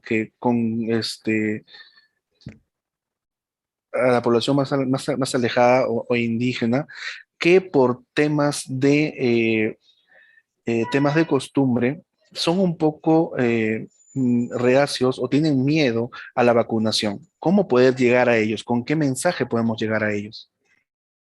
Gracias. Creo que es muy pertinente la pregunta, me parece muy acertada.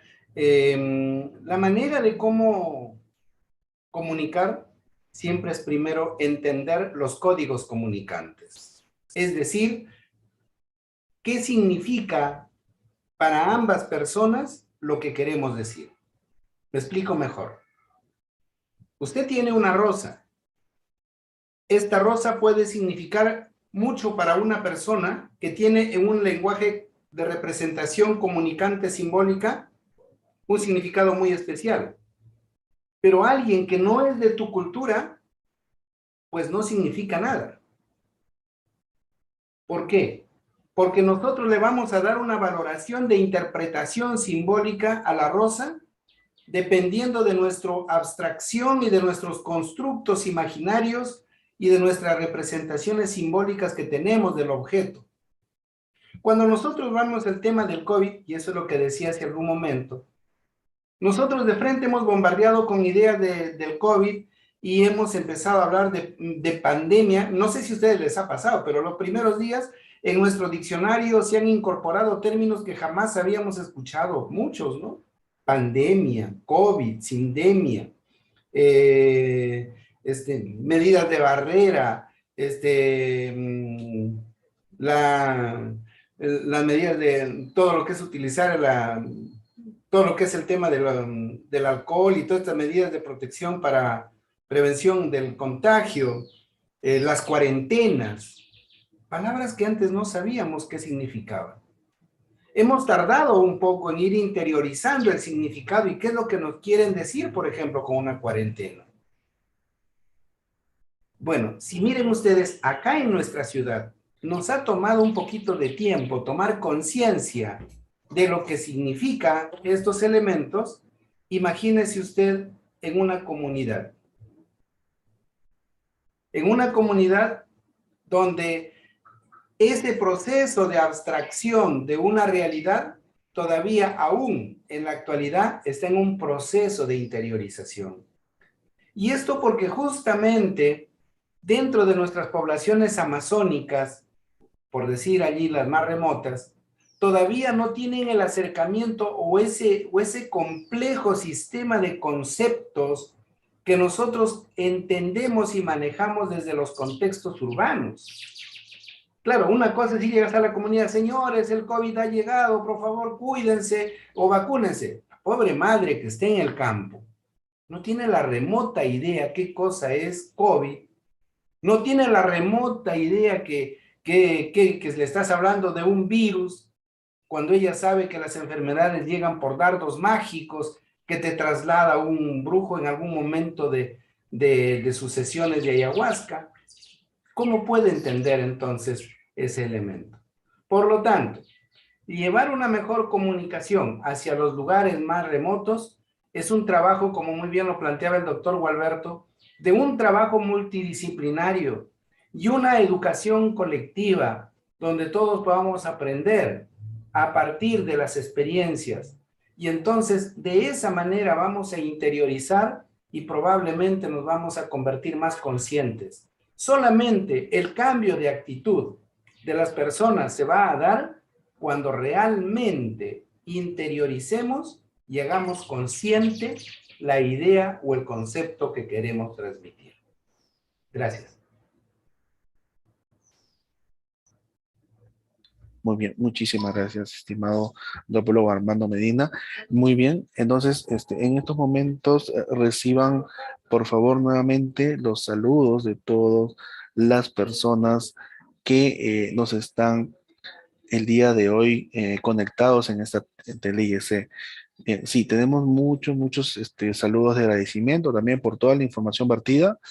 Y en realidad algunos temas que también ya habíamos tocado en otras tele-IEC. Recuerden que este es el tercer taller en donde estamos tocando el tema de cosmovisión amazónica sobre la COVID-19 y diálogo intercultural. Muy bien, no habiendo mayor preguntas, pasamos por favor a las recomendaciones finales. En este caso le vamos a dar el pase al antropólogo Armando Medina del Centro Nacional de Salud Intercultural, CENSI del Instituto Nacional de Salud. Por favor, antropólogo Armando Medina, algunas recomendaciones finales.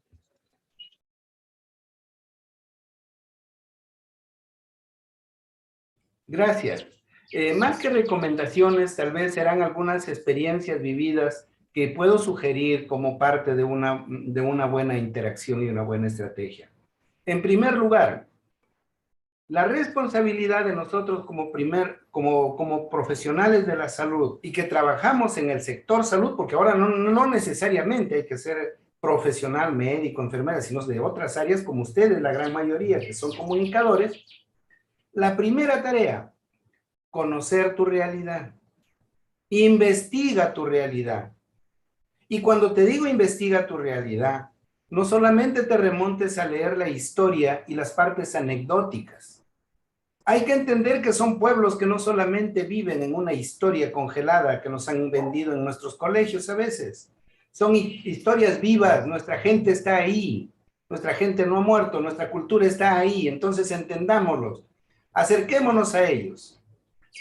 Segundo, dialoguemos con nuestra gente, porque siempre los problemas surgen de una realidad y en la realidad está la solución. Por lo tanto, el trabajo interactivo y colaborativo siempre será una gran herramienta para que los verdaderos mensajes del cambio no broten de una mente iluminada, sino de un corazón sensible que brota de la gente misma. De esa manera estaremos hablando de una manera más horizontal. Para eso necesitamos dialogar con la gente de nuestra comunidad, con los ancianos, con los jóvenes, con los padres, con las autoridades.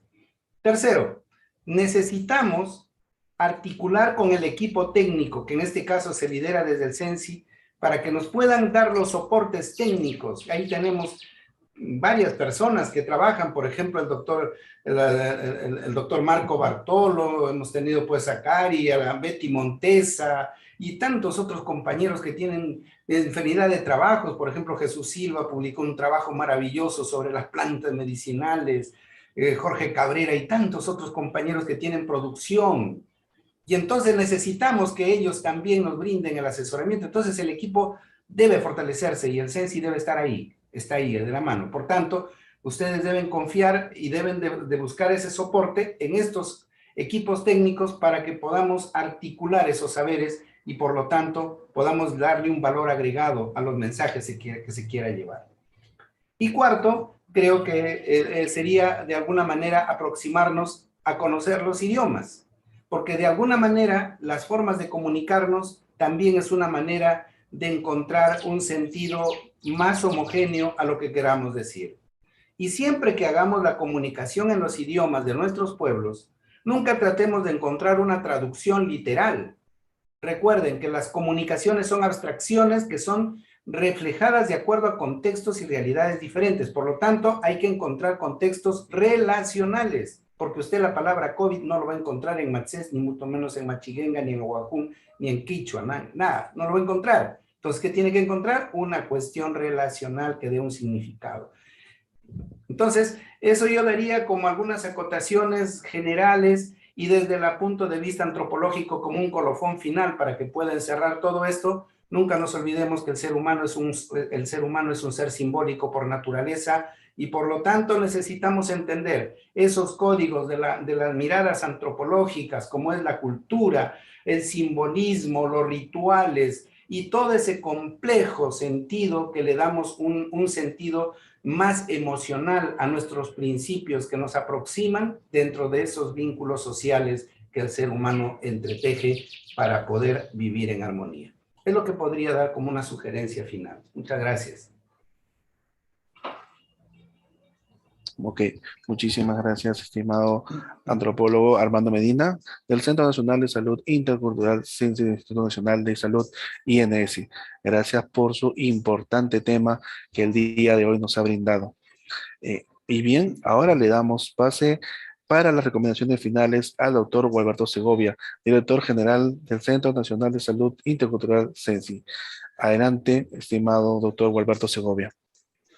Muchas gracias. Yo quiero enfatizar esta parte final en tratar de redireccionar nuestras estrategias, tratar de hacer equipo. Sabemos las limitaciones financieras, presupuestarias en las direzas, jerezas, seguramente también en las redes, ni hablar en las microredes, peor en nuestros establecimientos de salud. Pero ahí está un poco la innovación, ahí está un poco el trabajo de equipo, de romper algunos esquemas. Nosotros constantemente vigilamos nuestras zonas donde las coberturas de vacuna están bien bajas en nuestras comunidades nativas, indígenas, y vemos a la par de que hay un gran despliegue para, digamos, cosas en comunicaciones que no tienen que ver precisamente con mejorar la actividad o mejorar, digamos, la aceptación de la población de la vacuna. Eso claramente requiere un cambio de estrategias y lo hemos dicho en la presentación y voy a enfatizarlo. Por favor, hagamos equipo con los otros que sí tienen presupuesto, inmunizaciones, promoción de la salud, las otras estrategias sanitarias, los gobiernos locales. Son importantes hacerles comprender, hacer abogacía en ellos y tratar de romper algunos esquemas que nos atan. Es importante la innovación y es importante trabajar desde la percepción de nuestra población, de nuestras comunidades. Lo mínimo que debemos hacer es por lo menos una encuesta de cómo piensa nuestra comunidad, ¿no es cierto?, sobre la vacuna, y hay que hacer un plan comunicacional para tratar de revertir todos estos problemas que tenemos. Yo sé que los amigos de la comunicación, que a veces en algunas regiones no son muchas, ¿no?, van a tratar de hacer un esfuerzo. Tienen ustedes aquí el Centro Nacional de Salud Intercultural para poder desarrollar sus planes, sus proyectos con este enfoque intercultural y estamos para apoyarlos en lo que ustedes desean. El CENSI les reitera su saludo y también mi agradecimiento al Ministerio de Salud, a la Oficina de Comunicaciones del Ministerio, que es la que está organizando este evento, y reitero el saludo del doctor Víctor Suárez, que es nuestro jefe institucional del Instituto Nacional de Salud.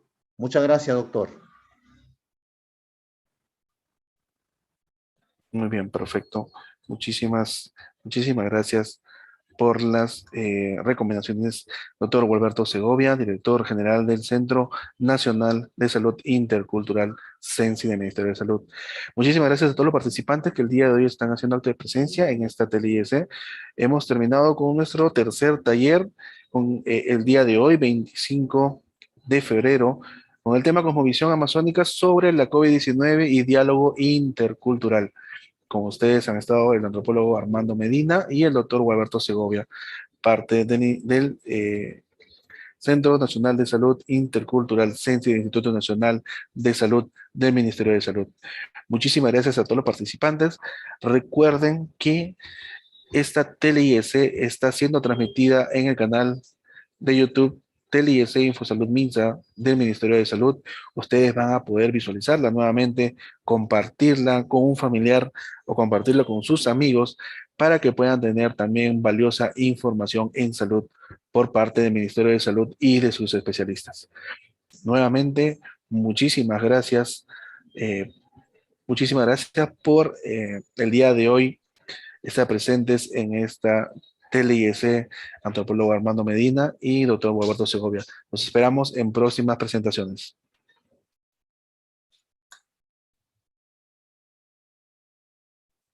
Muchísimas gracias. Y también estamos dejando en nuestro chat a todos los participantes el link de participación. Por favor, si ustedes quieren registrarse, estamos dejando el link ahí donde pueden registrarse. Solamente les va a demorar un par de minutos.